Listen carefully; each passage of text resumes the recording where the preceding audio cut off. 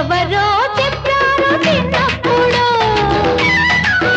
నాకెవరో చెప్పారు చిన్నప్పుడు, కార్తీక పున్నమి తొలి పొద్దులో, కృష్ణ గోదావరి నడిబొడ్డులో ఒక యువరాజు పుట్టాడని, ఒక యువరాజు పుట్టాడని, వాడే వాడే నా రాజు అవుతాడని.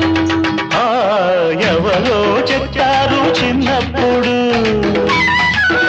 నాకెవరో చెప్పారు చిన్నప్పుడు, వైశాఖ పున్నమి తొలి పొద్దులు, కృష్ణ కావేరి నడిబొడ్డులు ఒక యువరాణి పుడుతుందని, ఒక యువరాణి పుడుతుందని, ఆమె ఆమె నారాణి అవుతుందని.